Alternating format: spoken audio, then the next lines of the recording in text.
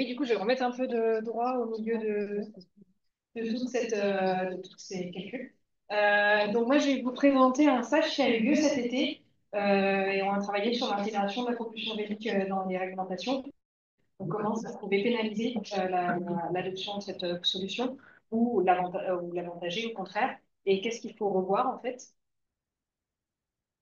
Donc, je vais vous présenter en 3 points. D'abord, comment s'est déroulé le stage, les résultats, et puis on va faire une petite actualisation des résultats parce que le stage a fini fin août. Donc, il y a un peu de temps qui est passé. Donc, déjà, le stagiaire Afaf qui venait de l'Université de Côte d'Azur d'un master de droit international et européen. Le stage répondait à deux objectifs. Le premier, c'était faire un petit peu un bilan de l'état des réglementations qui existent, des avantages, des inconvénients, de ce qu'il faut modifier. Et ensuite, le deuxième objectif, c'était répondre à une question de Winship. En fait, l'idée, c'est qu'il y a beaucoup de réglementations aujourd'hui qui se focalisent sur les carburants et pas sur la source d'énergie, ce qui pénalise énormément la propulsion vélique. Et donc, il faut trouver un argumentaire juridique qui va justifier de dire aux législateurs, il faut changer l'approche et il faut passer à une approche source d'énergie. Et donc, le deuxième objectif était de trouver l'argumentaire. Donc, on a eu 2 phases de recherche avec à chaque fois une partie recherche et une partie du coup mise en forme des résultats. 3 rendus, une synthèse d'une dizaine de pages et qu'on a résumée en une infographie, que ce soit plus facile, plus accessible. Et enfin, un tableau qui récapitule un petit peu les arguments étudiés. Donc, selon la phase de recherche, on a eu 2 méthodes différentes. Pour le premier objectif, c'était plutôt discuter avec les acteurs.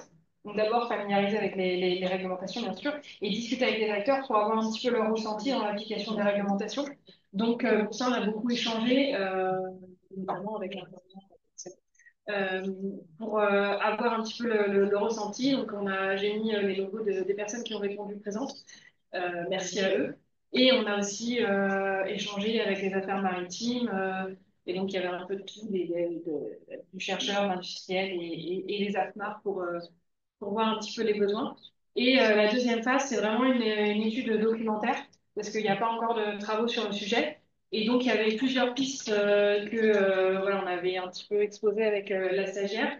D'abord, étudier les textes de droit maritime, ensuite les textes sur le changement climatique, et enfin les principes de droit international, toujours du coup dans l'idée de trouver quelque chose qui obligerait le régulateur à adopter cette approche sur les énergies.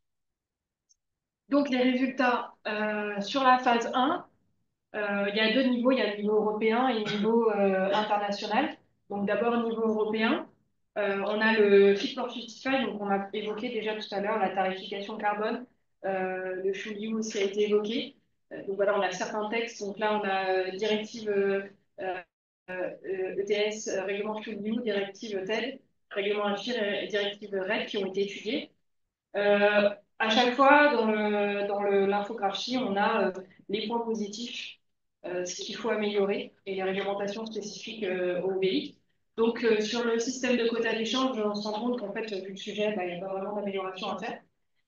Sur le règlement FuelEU, par contre, on a une évolution à faire dans le sens où il y a un facteur de récompense qui va permettre de mettre en avant la propulsion vélique, mais il rend pas justice au bénéfice de la solution. Donc, il faudrait revoir ce facteur pour mettre en avant plus la solution.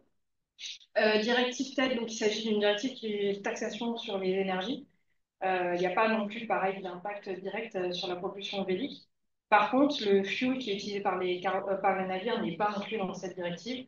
Et donc, si c'était inclus, ça augmenterait le prix et ça rendrait la solution de propulsion vélique plus rentable. Donc, c'est un impact indirect, donc on a choisi de l'écarter. Règlement AFIR, c'est sur les infrastructures portuaires, donc là, il n'y avait pas d'impact sur le vélique. Et enfin, la directive RED, donc c'est mise en avant des énergies renouvelables. La chose qu'on peut lui reprocher, c'est de ne pas mettre en avant la propulsion vélique parce qu'elle s'intéresse au carburant. Donc, euh, c'est à la fois un sujet de la mettre de vélique et en même temps, pourquoi on fait une directive qui s'intéresse au carburant et pas, qui n'inclut pas toutes les sources d'énergie.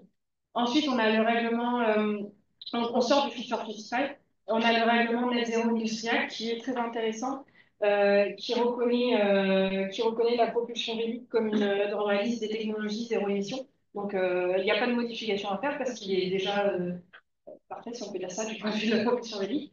Et enfin, la taxonomie européenne qui était en cours de révision quand on a commencé le stage. Et en fait, la révision a été adoptée en cours de stage.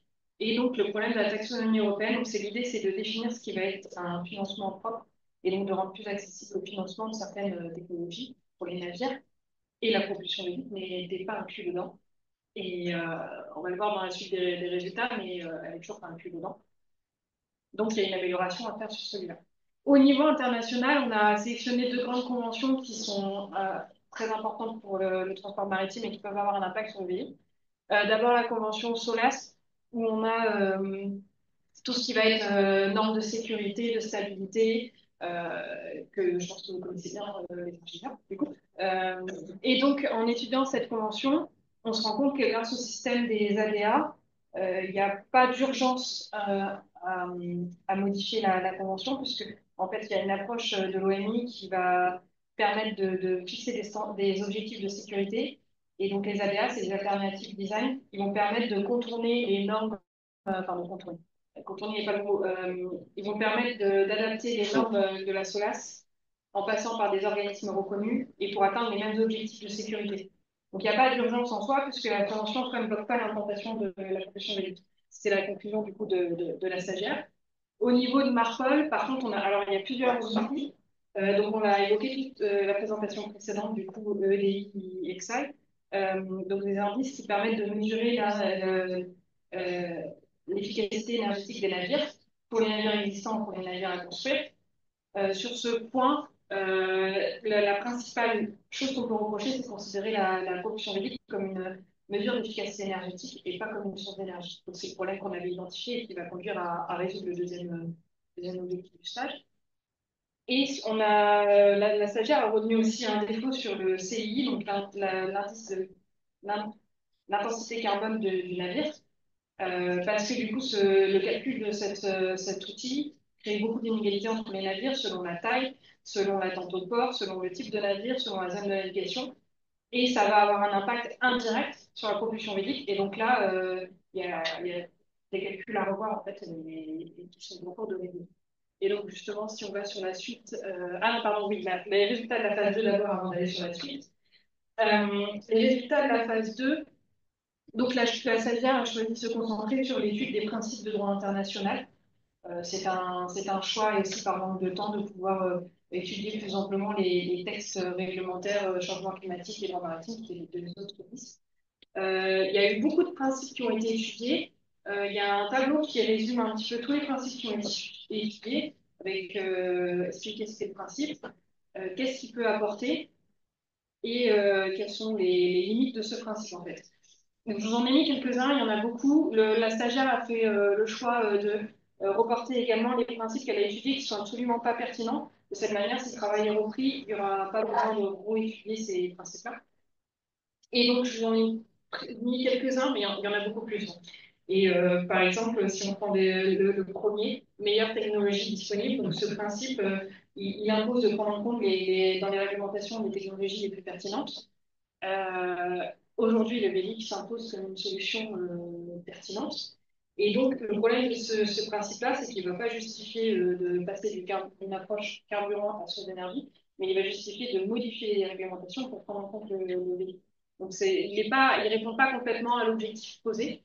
Le principe d'adaptation aux progrès scientifiques et techniques, ce principe-là, il impose de revoir les réglementations en fonction des nouvelles technologies qui sont arrivées. Et celui-ci est un peu plus pertinent parce que donc, avant, on avait les carburants. Aujourd'hui, on a de nouvelles sources d'énergie. Alors, on parle du véhicule, mais il n'y a pas que ça. Donc, il faudrait modifier les réglementations pour prendre en compte, pour appliquer ce principe et prendre en compte les nouvelles technologies, les nouvelles innovations, le progrès qui a été fait. Le problème de ce principe, c'est qu'il a une base juridique très faible.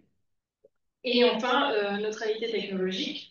Donc là, il impose de prendre en compte toutes les technologies qui existent. C'est pareil, si on prend les carburants, on ne prend pas en compte la propulsion électrique et toutes les autres sources d'énergie qui existent. Et de nouveau, le problème, c'est la base juridique du principe. Pourquoi c'est problématique, cette base juridique pour ces deux principes-là? C'est-à-dire que quand on va voir un régulateur et qu'on lui dit il faut changer les textes pour prendre en compte, s'il n'est pas obligé de suivre euh, le, s'il n'est pas obligé de le faire, si on ne pose pas un principe qui l'oblige à le faire et que ça ne l'intéresse pas, ben, voilà, tout simplement. Donc il faudrait trouver des éléments qui ont des bases juridiques beaucoup plus solides, et notamment peut-être dans les textes de droit maritime et de changement climatique. Donc voilà, donc l'actualisation des résultats. Donc on a vu qu'il y avait deux textes au niveau européen qui devaient être modifiés pour remettre la pollution vélique en avant. Règlement FuelEU, taxonomie européenne. Et en fait, bah, c'est un échec pour les deux, puisque règlement FuelEU, il n'y a pas de révision qui est prévue prochainement. Le conducteur de récompense n'a pas été révisé depuis le stage, donc on n'a pas bougé à ce niveau-là. Et taxonomie européenne, comme je le disais, ça a été adopté en cours de stage au mois de juin. Et ben, la propulsion électrique n'est toujours pas inclue dans les technologies qui peuvent être financées, qui peuvent avoir accès au financement propre. C'est un non-sens qui est soulevé par beaucoup d'acteurs du véhicule, mais pas que. Donc, euh, donc voilà. Ensuite, au niveau international, donc on a ici et CI. On a un travail de révision, c'est ce qu'on appelle les mesures à court terme de l'OMI, et on a un travail de révision qui est en cours et qui va être adopté normalement en 2026. Au niveau de EEDI, ici, on n'a pas vraiment dans les. Parce qu'on quand on étudie les soumissions, du coup pour l'instant, hein, parce que c'est encore des soumissions, rien n'a été adopté. Il n'y a pas de question de changement d'approche et la propulsion vélique est toujours considérée comme une mesure d'efficacité énergétique. Donc il n'y a pas de ce changement d'approche. En revanche, on a quand même des petits éléments qui permettent de mieux prendre en compte les bénéfices. On a notamment une soumission de la Chine au MEPC 83 qui permet de revoir un petit peu les calculs pour mieux prendre en compte la propulsion vélique. Au niveau du CI, c'est un petit peu plus complexe parce que comme c'est les calculs qui ont un effet indirect sur les avantages la considération des avantages que produit la propulsion vélique, il y a beaucoup de discussions qui sont en cours, notamment rectifier la perte du temps d'attente au port, la navigation adverse, etc. Mais en fait, c'est très compliqué de voir maintenant si ça va avoir un bénéfice réel pour la propulsion vélique. C'est parce que comme le bénéfice est indirect, c'est très compliqué. Mais il reste quand même du coup du travail à faire. Donc déjà, il y a plusieurs travaux sur des nouvelles mesures qui vont être adoptées, dont la mesure greenhouse gas fuel standard. Et c'est un peu le même fonctionnement que le FuelEU, donc c'est-à-dire poser une limite d'intensité carbone sur les carburants utilisés. C'est en cours de discussion à l'ONI et on a notamment un très gros lobbyisme de l'International Windship Association qui essaye de mettre en avant la propulsion vélique pour qu'elle soit intégrée dans les calculs. Donc on a un bon travail là-dessus. Après, il y a d'autres choses qui sont discutées ou c'est peut-être moins pertinent. Par exemple, la mesure de marché qui va être mise en place, ça va être un petit peu comme le système de quotas d'échange, ça va avoir un impact indirect, mais la propulsion vélique n'a pas forcément sa place dedans. Et on a aussi un travail sur Solas qui commence à être fait. Donc, on a vu tout à l'heure, la Savière a revenu qu'elle n'avait pas forcément de travail à faire immédiatement. Mais si on adaptait les normes manœuvrabilité, stabilité et tout ça, ça permettrait de réduire vachement le coût de construction des navires et donc Solas c'est plus adapté. Donc, il y a peut-être encore des travaux à faire là-dessus. Et enfin, sur le deuxième objectif du stage, sur le développement d'un argumentaire, bah là, il y a deux pistes qui n'ont pas été explorées. On n'a pas eu le temps d'étudier concrètement le fond des textes de changement climatique et de droit maritime. Et il y a peut-être des arguments dedans qui peuvent justifier euh, le changement approche carburant, source d'énergie. Donc voilà, il y a encore un travail à faire.